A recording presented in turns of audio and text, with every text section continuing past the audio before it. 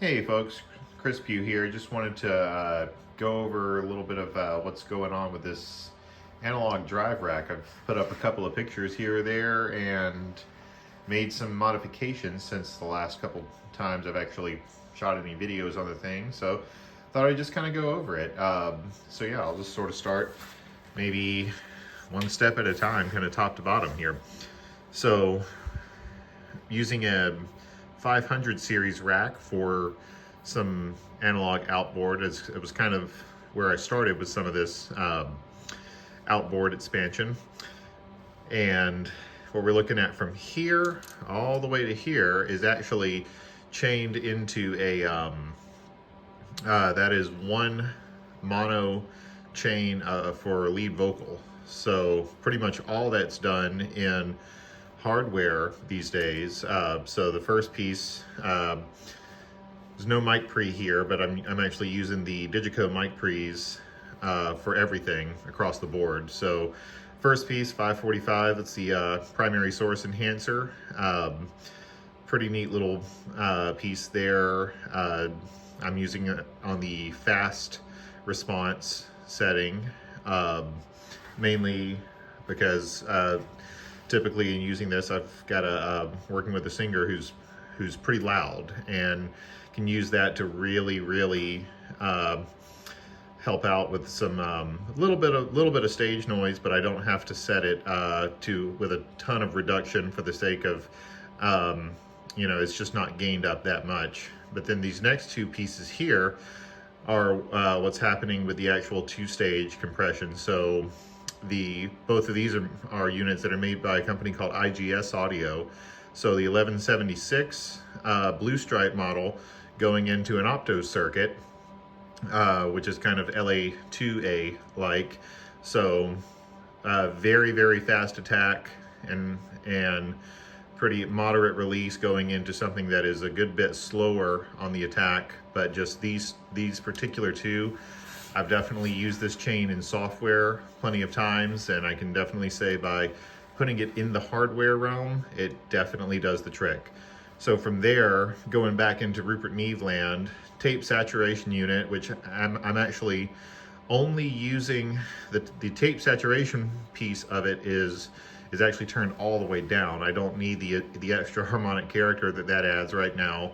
There's one part of the show that I'm doing where I actually take that and crank it all the way to the right to actually use that as a little bit of a vocal distortion piece. But I'm really just using this for the actual silk texture that it affords, and then all of that followed up by their 551 EQ, which is the same equalizer that's in the Shelford channel.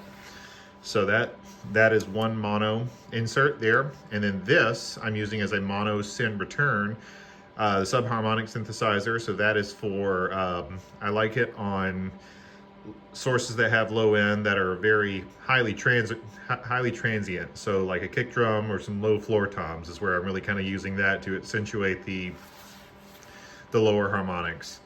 AMS Neve RMX 16 500 unit, basically a 500 series version of the original hardware. My understanding with this is that actually it was used, it was actually some of the sounds in this were ported over from the Universal Audio emulation that they did of it, but it's definitely been a really great staple for the kind of stuff that I'm doing. And then right below that, we've got Lexicon PCM92. I'm actually using that as an AES in send and return. I'll get to sort of how I'm actually gluing this all together here in a second. That'll make sense. But so this I'm using on kind of the little more forward, obvious, longer drum reverbs. And then just continuing to move down, Neve 5059 summing mixer. With the Digico platform having the group-to-group function, I'm able to use basically create stem groups. I'm only using about half of this unit right now based off of what I have available. So I'm creating stem groups of stereo drums where all the effects come back, and then those get spit out of the console through a converter here.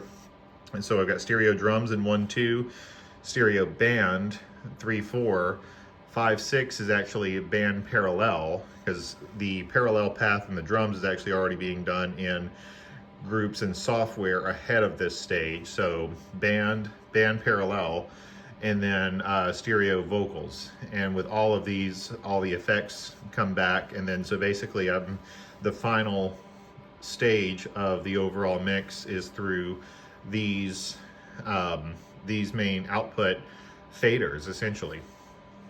And you can probably look at them left to right. You'll notice that I have them gain matched per the actual metering that I can see in the console. You'll notice that probably doesn't look exactly the same on every single one of them, and that's just because of very, very slight variance when we're talking about using analog pieces of gear. So they are gain matched from my running noise through it and verifying that everything is equal on left right as I send a single signal of noise straight up down the middle.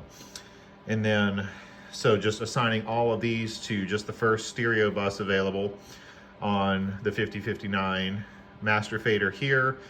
Red silk texture is typically my go-to on that. And then from there, output of that, this is one of the new pieces that I've added. This is the GainLab Audio Dictator stereo Varimu compressor. And it was really neat getting this incorporated into the system. Like before this, I was actually going straight out of the summing mixer into the Creamliner saturation piece. By going in here, I definitely noticed a couple of things that it actually guided me to sort of treat some things differently at the final stage in the Creamliner, which is basically tube saturation unit. It does have an output transformer option. I'm still using the solid state just because those particular output transformers can get a little mushy, especially for the kind of stuff that I'm doing. But I've actually changed it over to, I was operating it in pentode mode before. Operating in triode mode seems to play really nice with the fact that, so prior to that, I'm also using, this is a tube-based Varimu type tube bus compressor on here. As far as the GainLab, I'd highly recommend definitely checking that out and getting some specs on it and figuring out what's going on there. It's definitely, I could probably go into a few details here, but there's a lot of really good information out there available on this. And then the way that works with the Creamliner, now that I've made some adjustments on how I'm using the tube saturation piece and the Pultec style EQ that is available on this unit. Really, really liking what I'm hearing so far, but it definitely took a little bit of adjustment to sort of figure out how I was going to make these two units kind of play nicely together as they kind of culminate and finish out the mix. One thing that is a little bit lower in the rack now, but it's actually part of another send return, is this unit, the Tegeler Audio.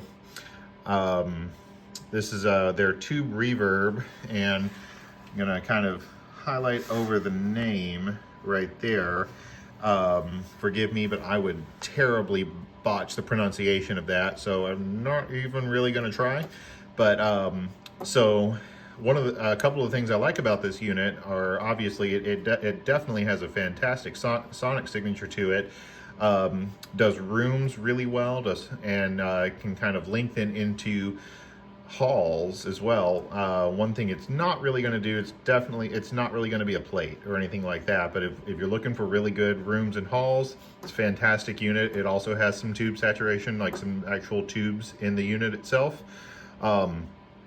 Very simple to operate controls, but as you notice, they are pretty low here in the rack, especially compared to if I'm standing up and mixing.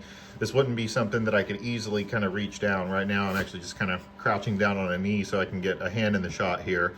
But if you were to, how I'm operating this is, I've got about 5 different presets selected, and it has a web server built into it that allows me to actually interface with a GUI plugin that I can instantiate just on on an empty bus in Pro Tools, and since I'm typically always running that and printing multi-tracks off of all these shows anyway, that's usually something that I've just got at the ready and available. And so that's really nice to be able to just reach up and recall a preset. These things are have motorized servos, and they will actually move as you go with a quick recall on that. So it also works out really well for people that are in the mixing stage and mastering, for the sake of that you can actually automate this with the quick recall of a plugin. Now, if you've seen any of my other stuff before, probably have an idea that the Symphony is kind of the core of how all this stuff actually gets connected. So the pieces that have analog ins and outs, I have this currently configured as a 16 by 16. I have 2 of the 8 by 8 cards in here, and that also affords me on each one of those cards an additional 8 by 8 of AES IO. So I'm using up all 16 of the available analog ins and outs right now.